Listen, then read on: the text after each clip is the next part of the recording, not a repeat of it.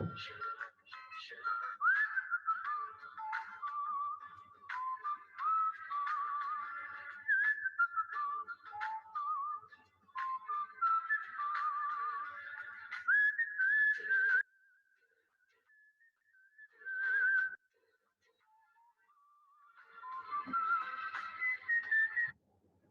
good morning, students.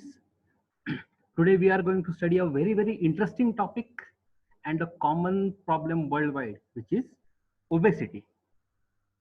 So let us start with today's very interesting lecture.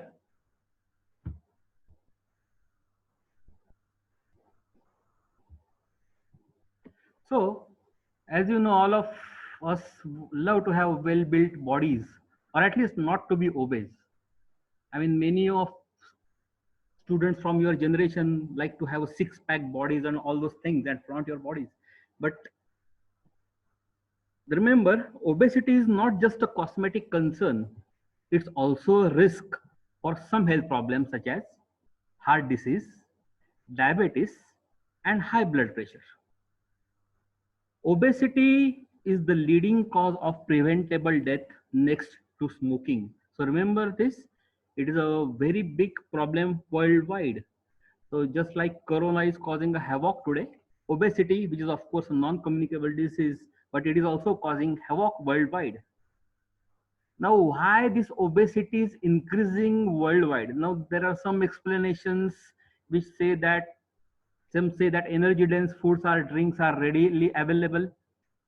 Marketing of such foods and drinks is always there. There is always a problem.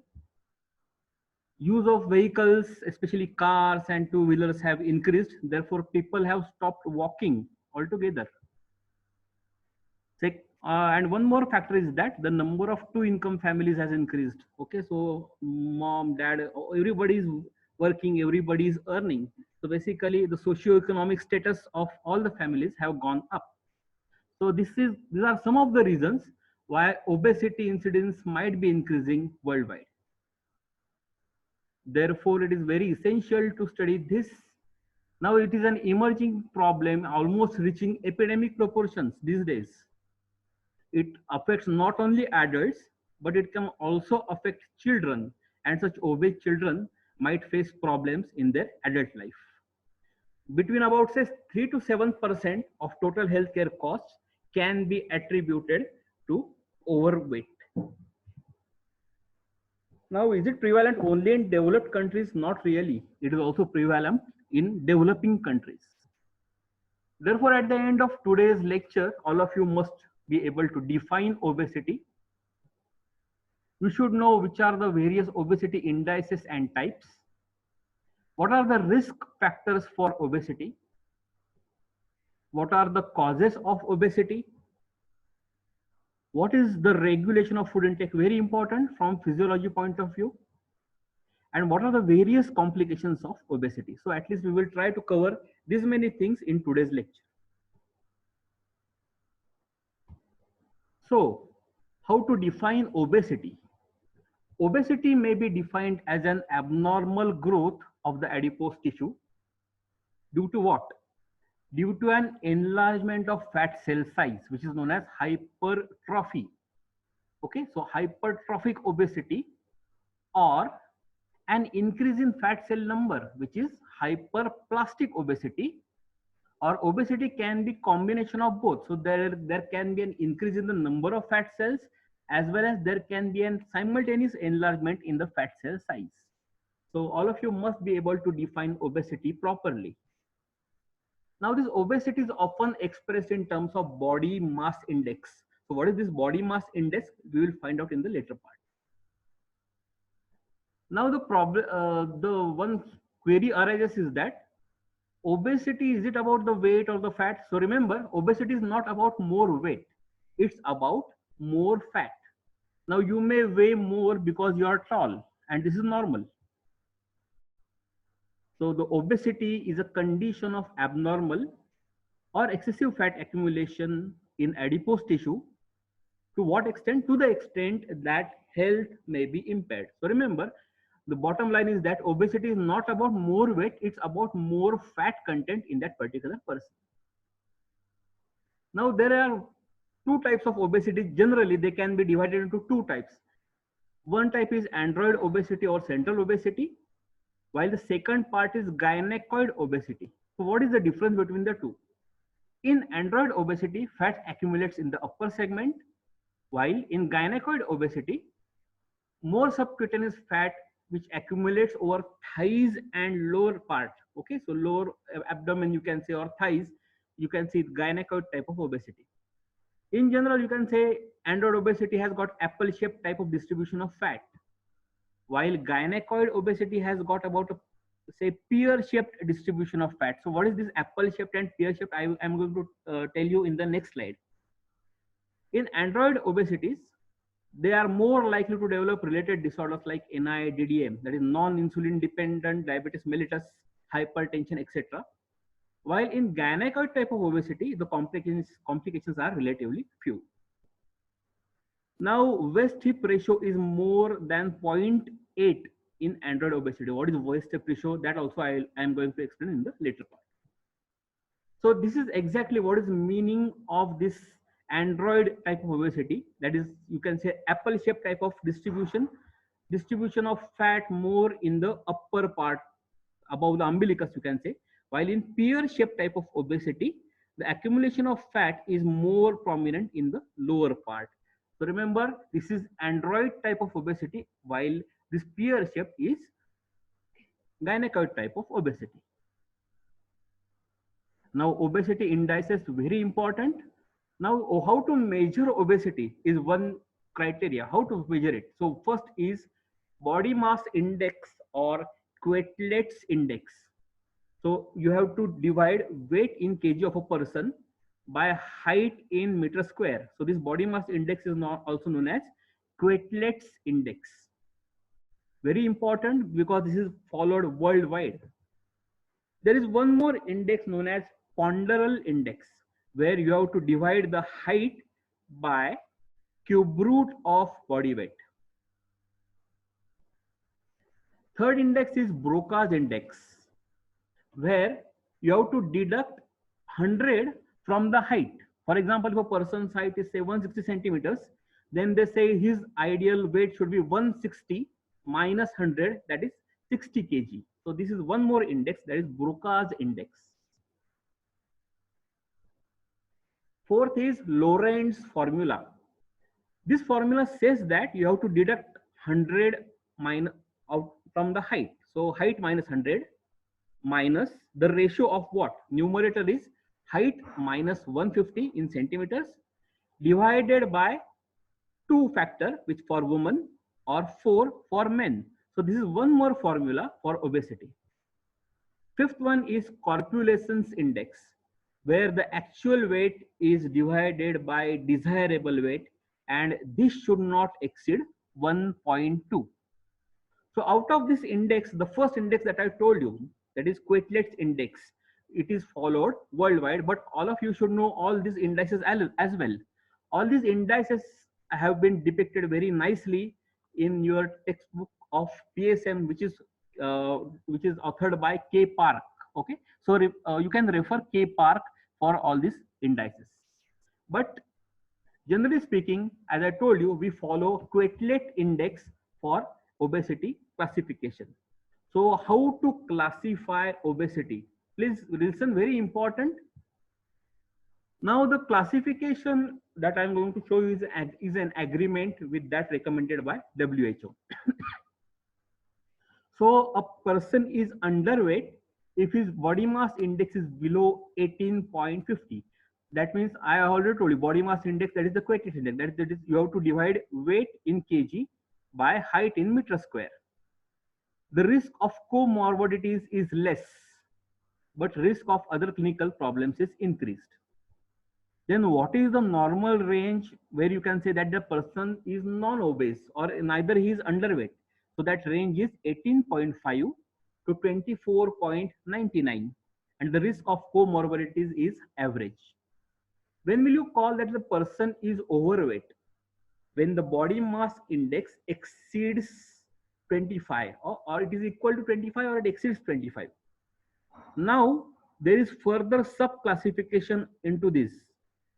Pre-obese group is the group in which the body mass index is between 25 to 29.99. So the risk of comorbidities is now going to increase. Obese class 2 is from 30 to 34.99, where the risk of comorbidities is moderate. Obese class 2 is from 35 to 39.99, where the risk of comorbidities is severe, while obese class 3 is more than or equal to 40. So the risk of comorbidities is very, very severe. So this classification is in agreement with WHO, only that this obese class 2 has been sub-classified. Okay, in other classification you will say that above 35 is severe, whatever, but in this classification, obese class 2, it is 35 to 39.99. Now why to sub-classify obese class 1, 2, 3? Because the clinical management differs according to the grading of obesity, and therefore many of you will run obesity clinics in the later part of your life. So remember, the management will differ according to the classes. Therefore, it is mandatory to find out the body mass index of a given subject. Now, is it the only method, body mass index, to measure obesity? Not really. There is another method called skin fold thickness. So you have to just place the fold of skin into calipers and you have to measure the thickness. Waist hip ratio. So with the help of your measuring tape, you have to measure the diameter of the waist, you have to measure the diameter of the hip at the maximum point, and then you have to divide that waist circumference by hip circumference. Okay, so this waist hip ratio is another method. Waist circumference, okay, waist circumference only is also one of the measures of obesities. There are some imaging studies like DEXA, USG, CT scan, MRI, bioelectrical impedance also, which can be used to measure obesity. In addition to that, there are certain instruments called fat analyzers. When you go to a gym, they have got that specific machines where your fat content of the body can be exactly judged with the help of fat analyzers. So these are various methods, but prominently the one which is followed is body mass index, that is Quetelet's index. Now, what are the risk factors for obesity? Yes, now all of you should be able to tell me this. When energy intake is more than the energy output, we become obese or we put on the weight. Sedentary lifestyle, the lifestyle which you are following these days, forcibly following, of course, because of the corona crisis, we are unable to go out, we are unable to move. So we are just taking food, taking rest. So this sedentary lifestyle is another factor which will contribute to obesity. Abnormal feeding behavior. So remember, this is also one of the major risk factor for obesity. So this abnormal feeding behavior can be environmental, or there can be social or psychological factors. Some children, they are made to, I mean, they either are willingly trying to feed more, or they are forcibly given more food. So child overnutrition is one of the factors. Neurogenic abnormalities, example is say depression. When a person is in depression, he tries to overcome some escape mechanism by eating more. For example, say not exactly in depression, but also in states where we are down, say during exams also, during exam period or during any stressful period, one of the escape mechanisms is to feed more. Genetic factors, yes, very important. There are many genes that are responsible, abnormalities of the genes that are responsible for obesity, that we will be seeing in the later part. So the main effect is possibly to enhance susceptibility for weight gain through modification of what? Satiety and feeding center control systems. So they are basically located in the hypothalamus, which we are going to study in the later part. So causes of obesity. Obesity can be endogenous or it can be exogenous. So endogenous means what? Endogenous causes comprise of genetic and endocrine causes, which are responsible for less than 10% of the cases. Endogenous causes should be ruled out before treating obesity as exogenous. Okay, so if a obese person comes to you for treatment, First of all, what you should do is that you will rule out any endogenous causes. So what are these endogenous causes? What I'm talking about? The endogenous causes can be further subdivided into endocrinal causes and genetic causes. Okay. So these endocrinal causes are, we have already studied this: Cushing syndrome, hypothyroidism, hyperinsulinism, pseudo hyperparathyroidism, acquired hypothalamic syndrome, etc., etc. Genetic causes can be, one syndrome is, say, Prader-Willi syndrome, Alstrom syndrome, Carpenter-Cohen, Lawrence-Moon-Biddle. Now, we are not going into the details of all these things. But just remember that obesity can be either endogenous or exogenous, and in this endogenous cause can be endocrinal or genetic. So first of all, when a patient comes to you, you will rule out first endogenous causes. If you are satisfied, okay, that person is not suffering from any endogenous cause, then you will move on to the exogenous causes. So what is the exact difference between endogenous obesity and exogenous obesity? In endogenous obesity, sorry, family history is uncommon, while in exogenous obesity, family history of obesity is there. Endogenous obesity, the patient or the child, you can say, can be of short height, while in exogenous obesity, the height is usually normal. Lower IQ is present usually in endogenous obesity, while normal IQ is present normally in exogenous obesity. Now, this is not a hard and fast rule, but in many cases, low IQ is present in endogenous obesity. There is a retarded bone age in endogenous obesity, while the bone age is normal in exogenous obesity. Physical defects are common in endogenous obesity. We have seen in various syndromes, some of the physical defects are common. While in exogenous obesity, the physical examination will reveal that the patient is otherwise normal. Yes, now we will turn on to what are the causes of exogenous obesity. It can be genetic, it can be environmental, it can be dietary, it can be neurochemical, or there can be certain malnutrition as well. So we will see these causes one by one. So yes, as I have told you, it can be genetic. The child can be obese right from the beginning. So there can be certain genetic abnormalities always in childhood. One more important factor is this sedentary lifestyle. We have already discussed inactivity. So without activity, you do not burn as much calories because we do not exercise sufficient enough, especially in current state where this inactivity, we are forced to be inactive because the movement itself is restricted. So many of us have put weight in this particular period because of this particular inactivity. We are taking food, but the calorie intake is much more exceeding as compared to the activity. So the energy intake is more than the energy output in this sedentary lifestyle. Lack of sleep. This causes disturbances in the body hormones and increases the appetite.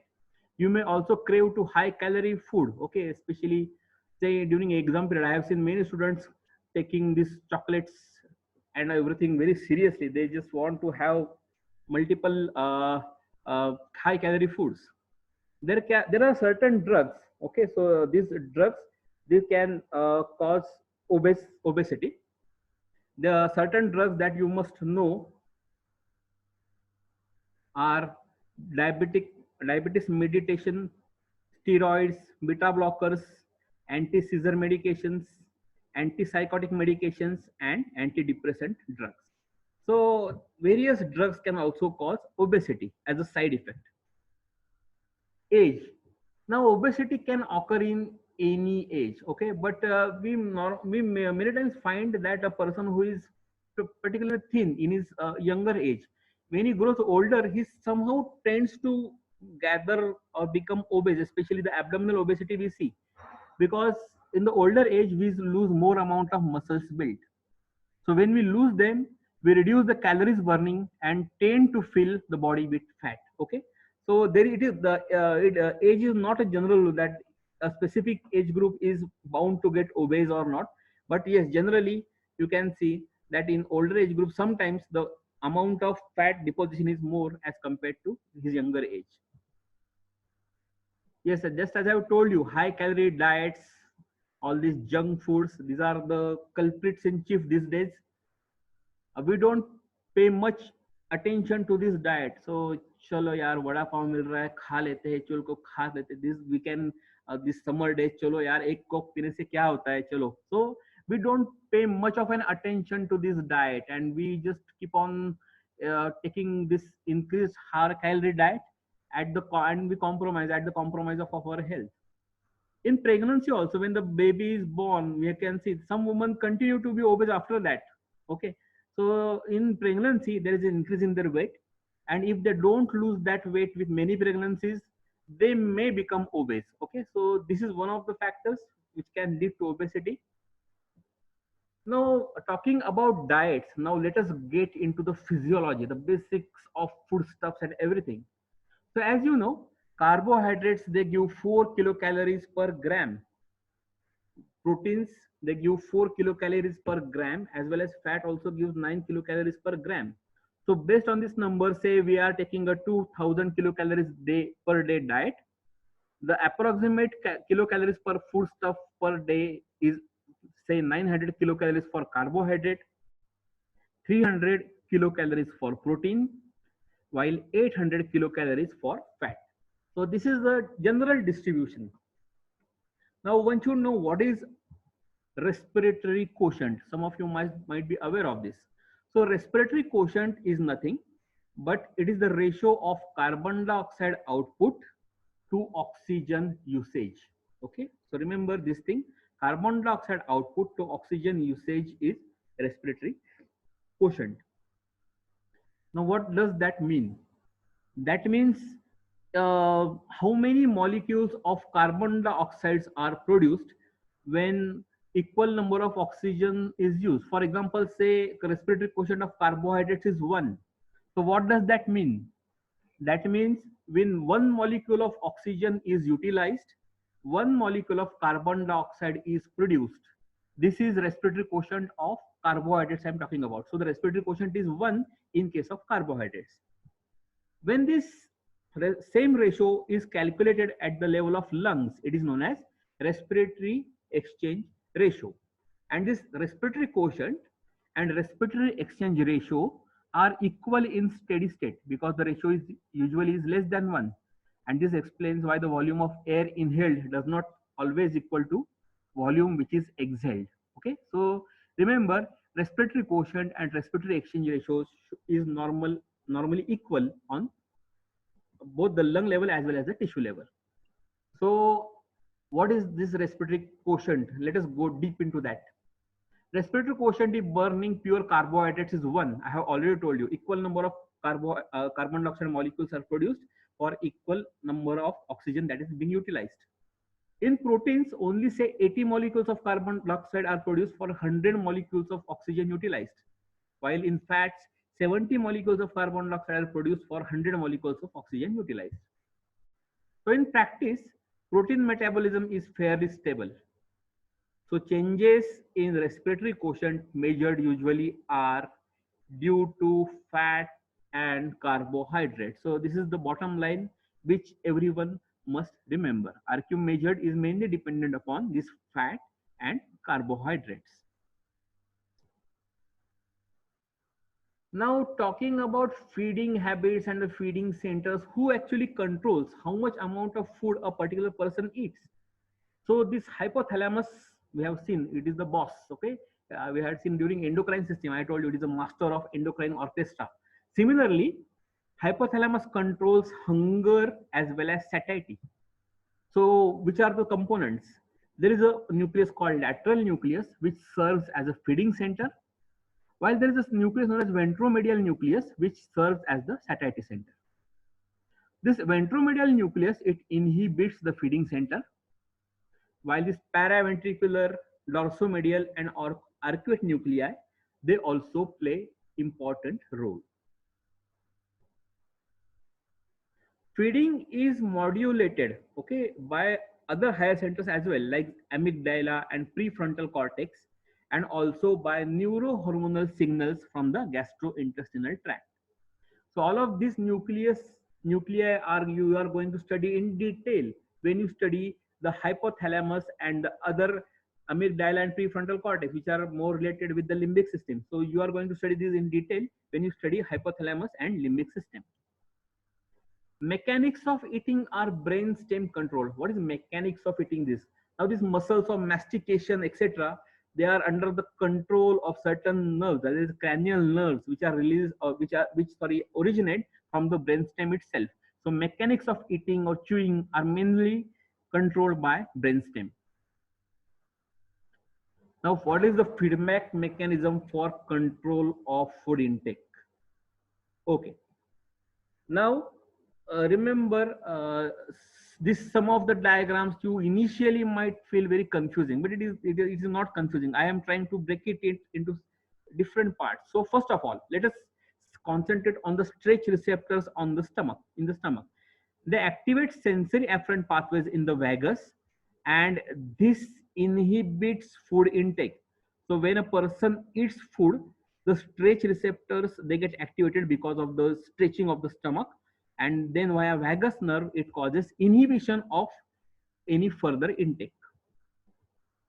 There are substances like peptide YY released from this large intestine, cholecystokinin you already know, and insulin from the pancreas.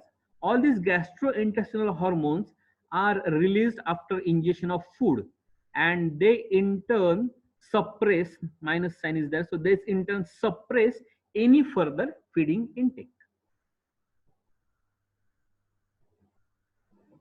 There is one hormone called ghrelin which is released by the stomach, especially during fasting. Okay, and this causes stimulation of the appetite. So this works exactly opposite to this leptin and other hormones. So this ghrelin, which is released by the stomach during fasting, so during fasting when the stomach is empty, so this ghrelin is released, which causes stimulates the appetite. On the contrary, leptin is a hormone produced in the increasing amount by the fat cells as they increase in size, and it inhibits food intake. So remember, these two hormones are of paramount importance, especially this leptin is very, very important. Now, how this energy balance by arcuate nuclear neurons is done. Okay, now again, I'm telling you this diagram at first appears very confusing, but let us understand this step by step. Now this POMC neurons, we have already come across this term, pro-opiomelanocortin neurons during ACTH lecture. Okay, we have seen about this. So this POMC neurons, they release alpha MSH, alpha melanocyte stimulating hormone, and CART. So what is this CART? Cocaine and amphetamine regulated transcript. So what these two do? They decrease food intake and they increase the energy expenditure. So how they decrease food intake? They cause this inhibition of this particular neurons like AGRP and NPY. So this alpha MSH released by POMC neuron, further it stimulates what? It stimulates MCR3 receptors in the paraventricular nuclei.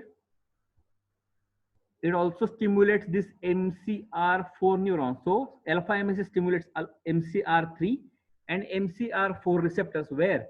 In the paraventricular nuclei, which then activate neuronal pathways that project to the nucleus of tractus solitarius and increase sympathetic activity and energy expenditure. So remember this MCR3, it causes inhibition of these neurons, while this MCR4 directly stimulates the neurons of this paraventricular nucleus, which then activates the neuronal pathways to the nucleus of tractus solitarius and increase the sympathetic activity as well as energy expenditure. Now, what this AGRP I am talking about? The neurons that produce AGRP, which is agouti related protein, and neuropeptide Y, they increase food intake, okay, and reduce energy expenditure. So AGRP acts as an antagonist of this MCR4. Okay, so this acts as an antagonist of MCR4, On the contrary, our alpha MSH was stimulating MCR4. Okay, so it is basically the balance between this alpha MSH and this AGRP, which actually regulates that whether the person is going to is feeling getting the feeling of eating, or whether it is causing depression of appetite. Other substances like insulin, leptin, and cholecystokinins are the hormones. What they do? They inhibit AGRP NYP neurons, while it stimulates, plus sign is there, it stimulates POMC CART neurons. So what in effect it will do? It will cause a decrease in food intake, while it will cause decrease in food intake by two mechanisms. It will inhibit this AGRP, while at the same time it will stimulate POMC and CART. Of course, we have seen this ghrelin thing. Now, in the first diagram, I have only shown that what it causes. It is a hormone which is secreted by the stomach. It activates this AGRP NPY neurons, and of course, you know what this AGRP NPY neurons cause. They will cause an increase in the food intake. Okay, so this particular figure, which is given in Guyton, at first appears confusing, but if you try to break this into component parts, it becomes easier. So basically, all in all, you can say this AGRP NPY, anything which stimulates AGRP NPY will increase food intake. Anything which inhibits AGRP NPY will decrease food intake. It can be alpha MSH, or it can be insulin, leptin, or CCK, which will decrease intake. On the contrary, some substances will cause inhibition of feeding by stimulating POMC and COT neurons, which will stimulate this MCR. Okay, so remember, this is the basic neuronal architecture which is concerned with feeding habits. Now remember, please don't get confused. You will have to read this topic very nicely. Then only you will understand. I am trying to make it as simple as possible for you, but you will have to read this from Guyton. The same thing, it can be also depicted in a different way. This is the same thing. So I will be sharing my slides with you. Whichever slide you are comfortable with, you can write accordingly in your exams. Now there are certain substances which increase feeding, which are known as orexigenic molecules, while there are certain substances which decrease feeding, which is known as anorexigenic molecules. So which are the orexigenic molecules? They are neuropeptide Y, agot-related peptide, orexins 1,2-galanin, ghrelin, insulin, glutamate, endorphins, catecholamines, etc. So this entire list is again given in Guyton. Anorexigenic molecules are alpha MSH, CART, CRH, leptin, serotonin, peptide YY, etc., GABA, cholecystokinin, estrogen, neurotensin. So the important ones among them we have already seen: neuropeptide Y, gout-related peptide, ghrelin, and the boss here is leptin.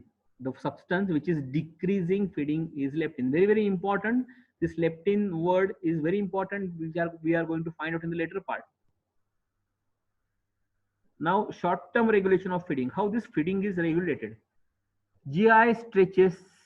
We have seen when there is increase in the stretching of the gastrointestinal tract or the stomach, there will be vagal efferents which will inhibit eating.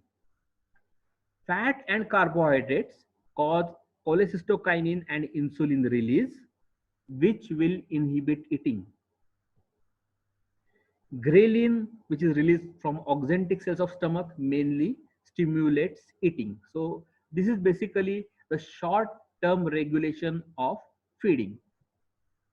Then what is the long-term regulation of feeding? Now there is an inverse relationship between body energy stores and food intake. Leptin released from fat cells stops feeding, very important. Carbohydrate, lipid, and protein availability may regulate feeding behavior. For example, say increase in the glucose, say after feeding, it increases the firing rate in satiety center, where it is located in the ventromedian hypothalamus, while it decreases firing in the hunger center. Exactly opposite is true when the person is starving, where his blood glucose levels will be decreased. So whenever there is a decrease in the blood glucose level, there will be decrease in the firing rate in the satiety center, whereas there will be an increase in the firing in the hunger center. So remember these things. Glucose indirectly via this neuronal circuit regulates the feeding behavior. Body temperature and hunger are inversely related. For example, in this summer heat, we really don't feel like taking food, isn't it? While in the winter, we feel that okay, we want to have more food. So this body temperature and hunger are inversely related. Now, how to put this in a graphical format? Energy expenditure and energy intake. So remember, when energy intake is equal to energy expenditure, there is no change in weight. On the other hand, when the energy intake is more than the energy expenditure, you will get such type of line in the graph where there will be weight gain. On the contrary, if the person is doing high exercise, the energy expenditure is more than the energy intake, that person is bound to lose weight. Okay, so those who want to maintain their weight, their energy intake and energy expenditure should be balanced. Any increase in energy intake as compared to energy expenditure will cause the person to gain weight. Now, risk factors for obesity. First is metabolic rate. Absolute metabolic rate increases with weight gain, but there may be differences in relative metabolic rate that increases the risk in some persons. Higher respiratory quotients are associated with greater risk. For example, the carbohydrate oxidizers tend to conserve fat. But weight gain also results in increased metabolic rate, decrease in the respiratory quotient, and decreased insulin sensitivity, which all tend to protect against further weight gain. Now remember, when I am talking this, you will feel, sir, बहुत ज़्यादा हो रहा है, समझ में नहीं आ रहा है. I am again insisting, this topic you will have to read very well. I will be sharing the slides. You will have to read it very well, and therefore you will get the crux of the matter. Okay. So carbohydrates and weight gain. The carbohydrate intake stimulates glycogen storage. All we know this, and glucose oxidation, while it suppresses fat oxidation.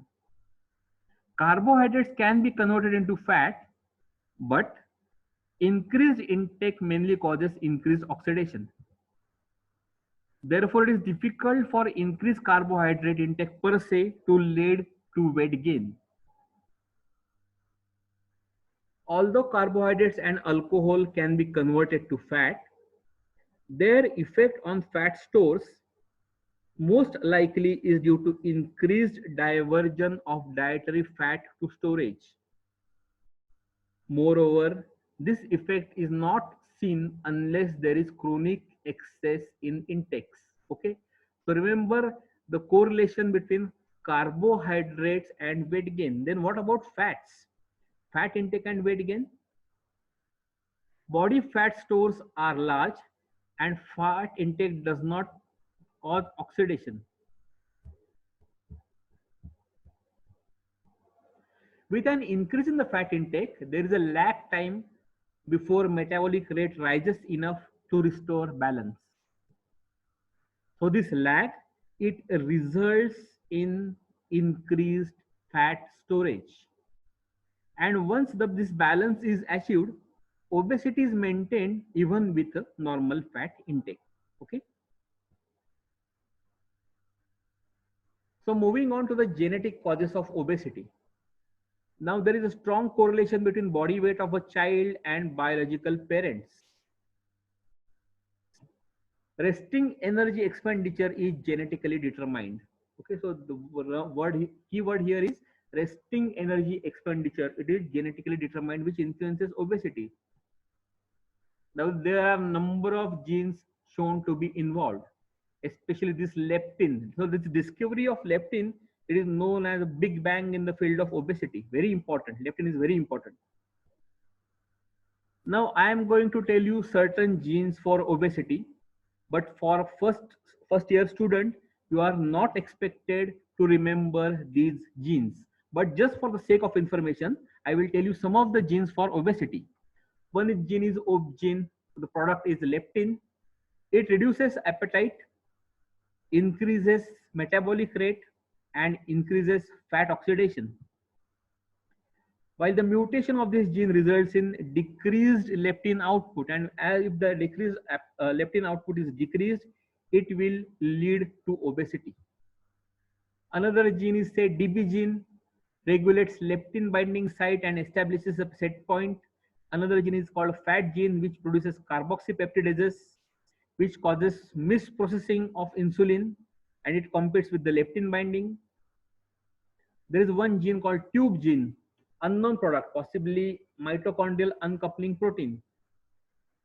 One gene is agouti gene, which is a product agoutin signaling protein. It suppresses appetite during weight gain. So if you want, I'm going to share this slide. So all of you can just have a look at these genes. But remember, from your exam point of view, you are not actually supposed to remember all these genes in detail. So increase in leptin, again, no need to remember everything, just for the sake of information.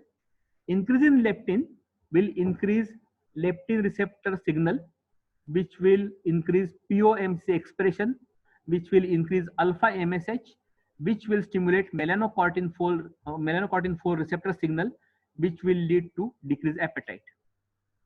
Now, this increase in leptin receptor signal, which also causes decrease in AGRP. This decrease in AGRP also will stimulate this increase in melanocortin 4 receptor signal, leading to decrease in appetite. So no need to remember all these mutations. Yes, main factors, environmental factors. So let us start from obesity in the children itself. In the first year, the duration of feeding is one of the indicators which can lead to obesity. When you introduce these solid foods, now this is known as weaning.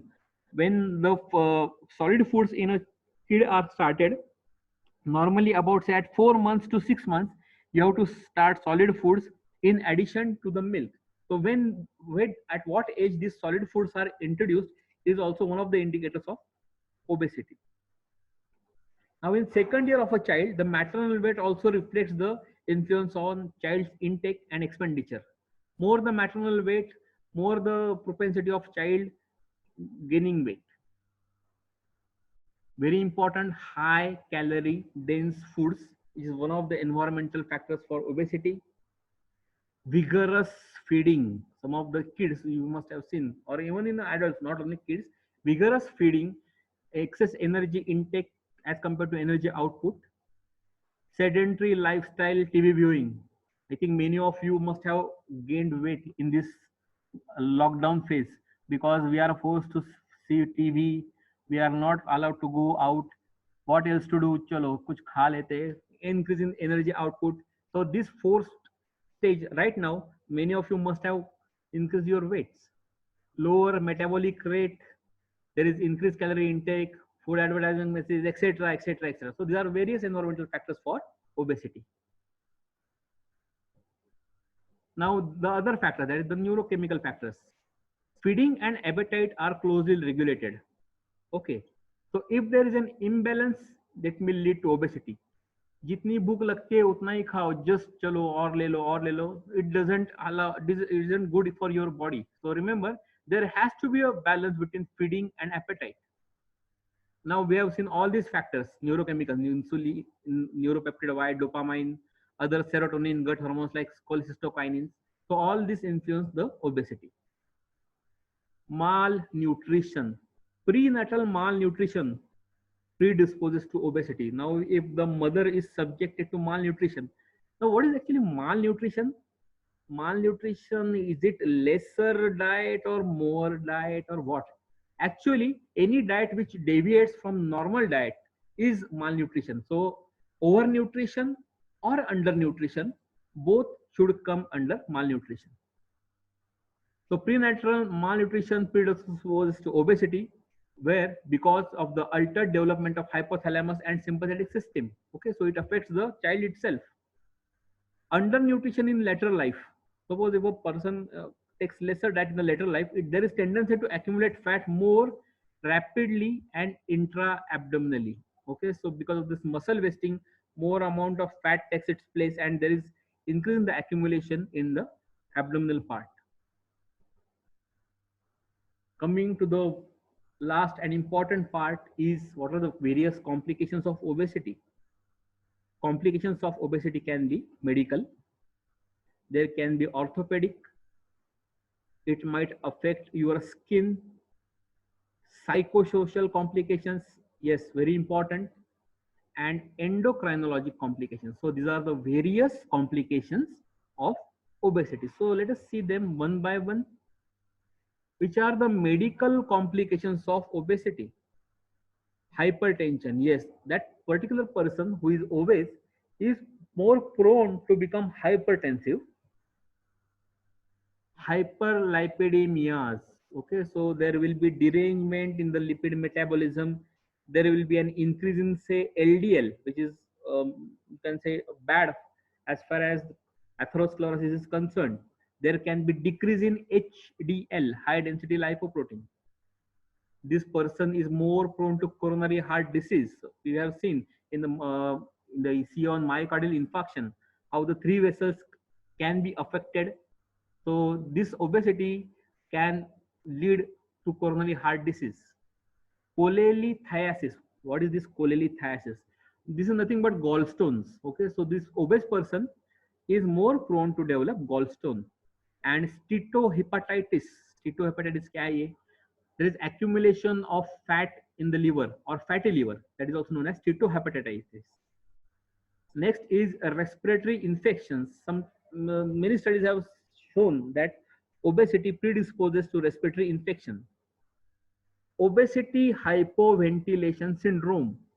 Now this, because of the obesity, maybe because the diaphragm is, because of the abdominal obesity, the diaphragm is not able to come down properly during inspiration, they say.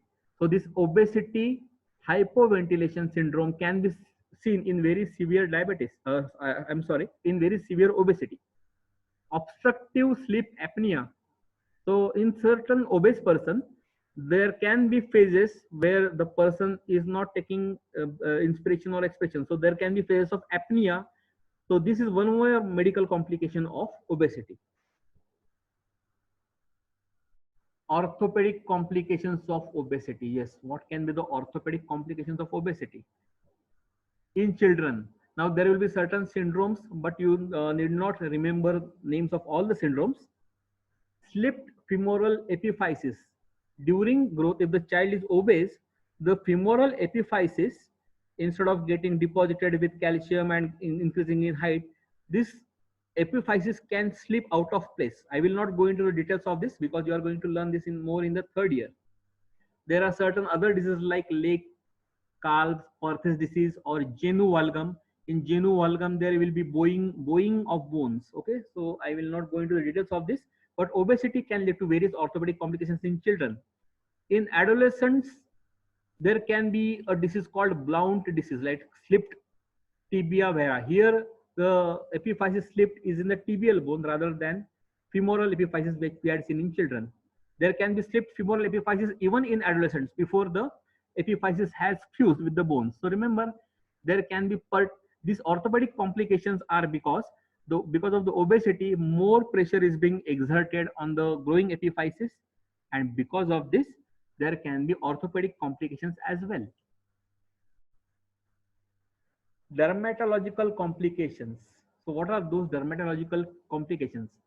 Obese persons are more prone to develop heat rash. There can be certain other skin complications like intertrigo, monilial dermatitis. I'm not going into the details of all these things. Just remember there are certain complications. We had seen in Cushing's syndrome, those purplish striae appearing on the abdomen. Why those appeared? Because there was excessive stretching of the abdomen. Okay, so same is the case over here in obesity. Because of the excessive stretching of the skin, there will be a rupture of this epidermal skin, and therefore there will be development of striae. There will be one more condition called acanthosis nigricans, sorry, where there can be some bluish discoloration of this striae. So I'm not going to the details of all these dermatological problems, but these are some of the dermatological complications of obesity. Psychosocial complications of obesity. Yes, very important, especially in children. Not only in children, even in adults also, but especially in children. So it is a very serious consequence. Okay. Now, if you a obese person is your friend and we routinely call her kai re tu zadaya, whatever, what we call, we even in the children we see that they call each other by some names. Okay, so what happens is that especially in a obese child, if their peers call them by different names, what is going to happen to his psyche? There will be lower self-image, there will be heightened self consciousness. I'm something is not normal with me. Okay, so that child who might be suffering from some genetic diseases, so what happens, the child becomes withdrawn and he becomes the social functioning comes to a halt. Not only in children, even in the adult age group, if these things do happen, it is going to cause serious psychological damage to that particular person. So this person he assumes a negative stereotype which is attributed by peer group and even trained physicians. And because of the serious psychosocial complications, it is also likely that the person might be withdrawn and might be lesser successful in life. So remember, this psychosocial complication, now it is not it is not evident immediately, but slowly, like drip by drip, these psychosocial complications drips into the life of that particular person. If the surroundings around him just continuously go on telling him how obese he is, how abnormal he is. Okay, so remember, if a obese person comes to you for a treatment, so you have to also deal with the psychosocial negativity in that particular person. Endocrine complications of obesity. There can be hyperinsulinemia. We are going to discuss this in the next lecture when we discuss metabolic syndrome. There can be overt diabetes. There can be stimulation of lipogenesis. There can be hyperplasia and hypertrophy of fat cells. So these all endocrine complications of obesity go hand in hand. There can be decrease in the sex hormone binding globulin. In obese people, there can be decrease in sex hormone binding globulin that will cause increase in level of what? Free sex hormones. Now these free sex hormones are now free to stimulate other glands, which will result in early puberty and advanced skeletal age. So this person, a obese child, is also prone to develop early puberty and can have advanced skeletal age. Similarly, there will be increased urinary clearance of cortisol in obese people, which will cause compensatory increase in ACTH. Now, what this ACTH is going to do? It is going to stimulate your adrenal gland. So we have seen which part releases this sex hormones, adrenal part. We have seen the three layers, G, F, and R. So this increased adrenal sex steroids, because of an increase in compensatory increase in ACTH, will lead to early adrenarche. Okay, so adrenarche is nothing but early again early attainment of puberty. So this is one more endocrine complication of obesity. So take home message in today's lecture is that we have seen the various causes of obesity: no exercise, stress, food, sedentary lifestyle, depressed or stress, seeing food as a stress buster, having low self-esteem. These are the various causes of obesity. So one should try not to inculcate all these things into himself. Try to maintain the energy output in coordinates with energy intake.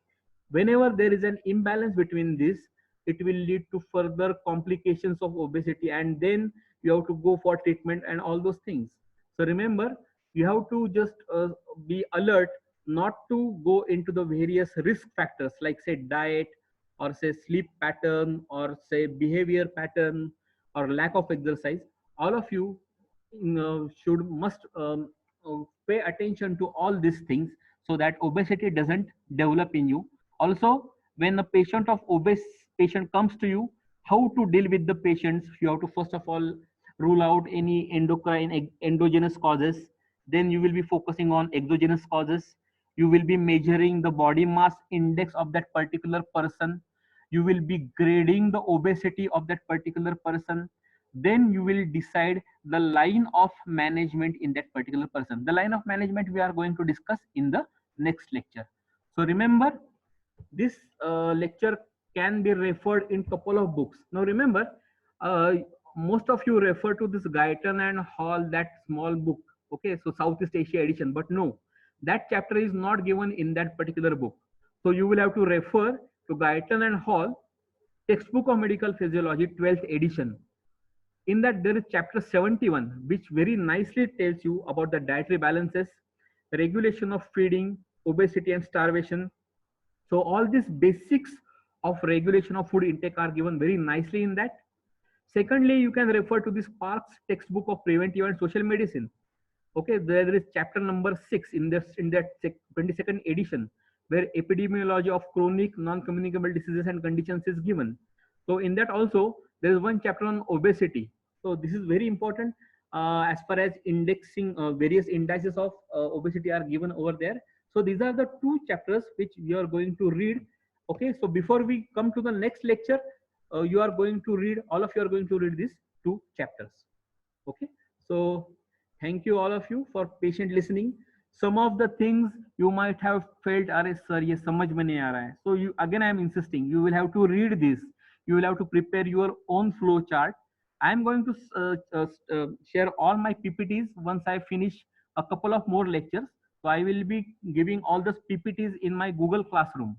So I will be sharing the code of Google Classroom in the next lecture.